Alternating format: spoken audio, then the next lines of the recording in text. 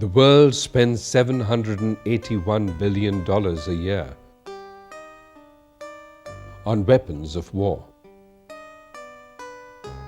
Surprising? They can't seem to find an additional $7 billion a year on educating illiterate and poor children. $7 billion. Not a large sum of money. Less than what Americans spend on cosmetics and Europeans on ice cream.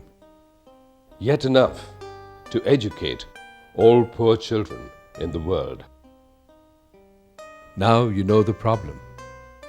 It is not resources. It is the political will to change the world. As you read this line, 11 girl children are being sexually assaulted. By the end of the day, 27 girls will be forced into prostitution. By tomorrow morning, 57 child mothers will die during childbirth. Well, the ice cream is important.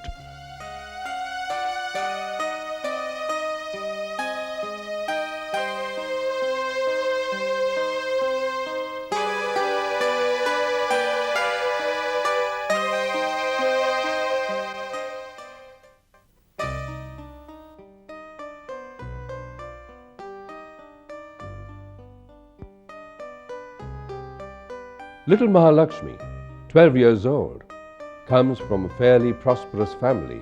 Her younger brother goes to school, while Mahalakshmi goes to work, tidying the house, cooking, cleaning, washing. Mahalakshmi represents the universal problem that haunts the girl child: gender discrimination, born from an attitude against women. The state of Andhra Pradesh lags behind the Indian national average with a poor 35% literacy record.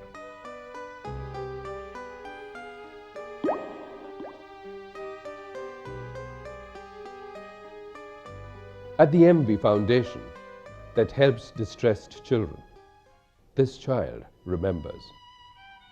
Forced into a marriage against her will, her childhood was shut out completely in a world of darkness and terror.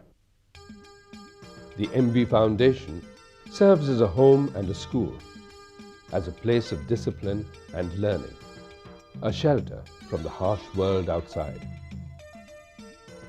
Its ethos reflects the powerful sentiments of children rescued from distress, and their daily resolve reflects their commitment.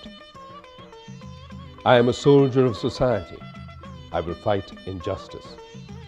I will hold my head high. I will do my nation proud.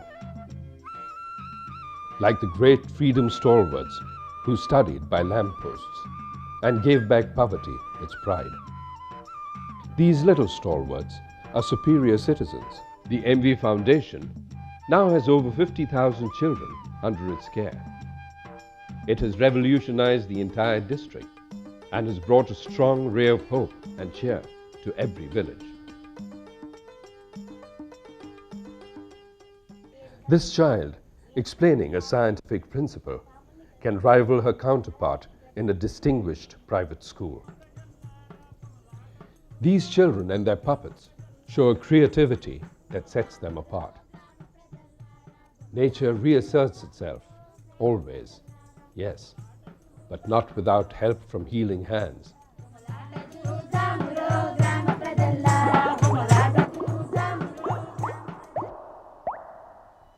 In the interiors of Telangana, where the spectre of poverty haunts many places, the girl child still has a hard time. She is the weakest person in a family, weakened under the burdens of debts and despair.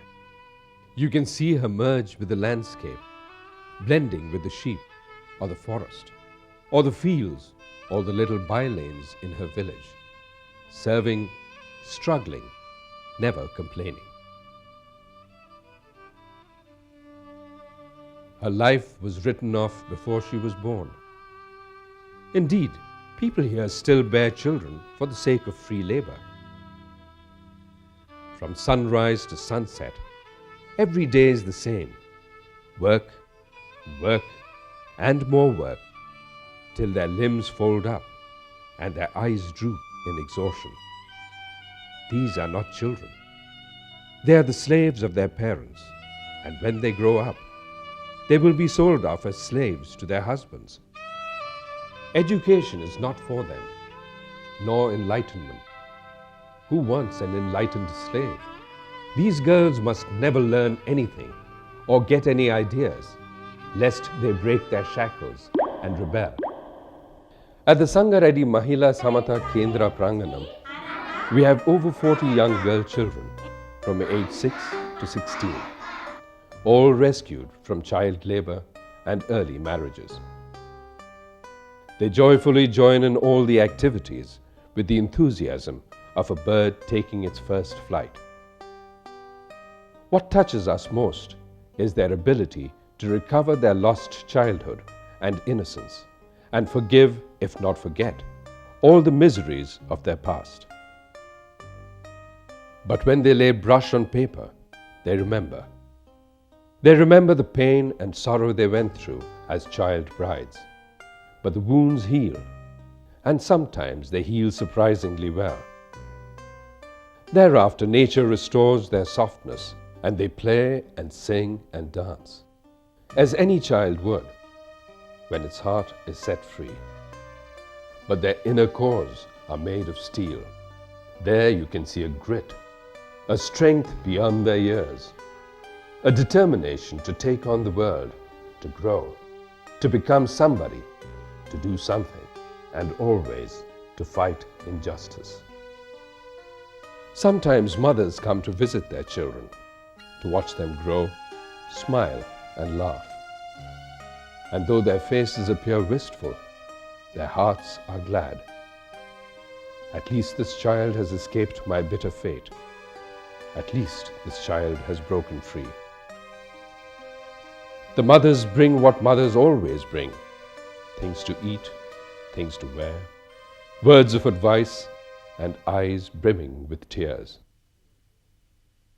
The older girls learn a trade: baking, screen printing, sewing. It's not just education, but also the skills that will help them to live on their own terms and eventually become the masters of their own destiny. The government of Andhra Pradesh has taken bold initiatives in educating working and destitute children in the Back to School program. This unique scheme has covered over 100,000 children of school-going age all over the state. During vacation time, the government hostels are converted to schools, and the children are enrolled for a period of 2 to 3 months. During this period, they stay at the hostels, and the government pays for their food and stay, and also provides for all the materials needed to make them literate. She has learned to fight her tears. She will not cry out loud anymore. Every night her scars are dressed and disguised, and she is made to stand by the glare of the light, waiting to be bought and sold, like a soiled rupee note that exchanges grubby pockets, greasy palms. She will be abused again and again, till her heart will turn to stone, and her eyes hard chips of glass. This great Indian civilization will pass her by completely. Who has the time to note her anguish, or the heart to see the child inside? She is, after all, a little child, somebody's daughter. Not yours, yes. Still a little child. Somebody's daughter. Who cares?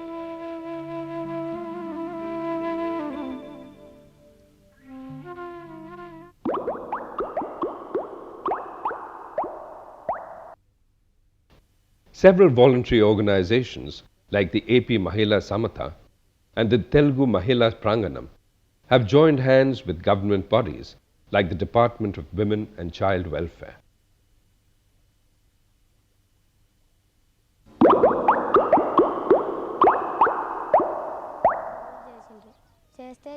Some stories are unbearably harsh. This little child of 12 years was forced into a marriage against her will to a man who already had 5 wives. When she protested, her wrists were bound to the bullock cart and she was dragged to her husband's house like a chained animal. Good Samaritans who saw this came to her rescue and returned her to her father. She is one of the many thousands of children who have been rescued by the MSK and other organizations. The strategy of the MSK is to empower the women in the village, to give them a voice and a means to fight their own battles. In this way, thousands of girls have been saved.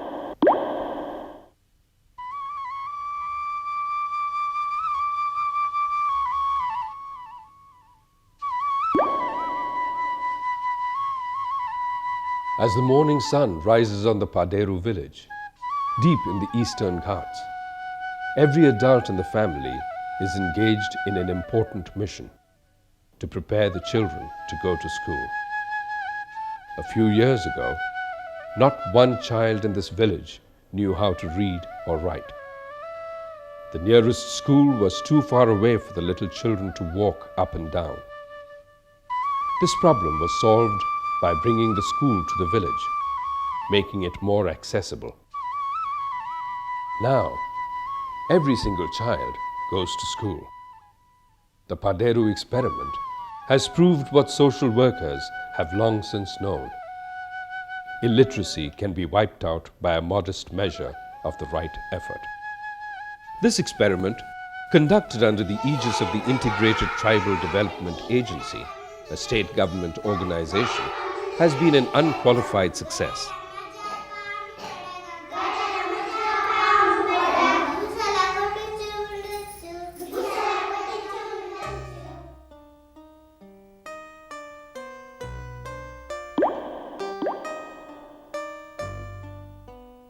Nearly 1 billion people the world over will enter the next millennium unable to read a book or sign their names, and 2/3 of them are women.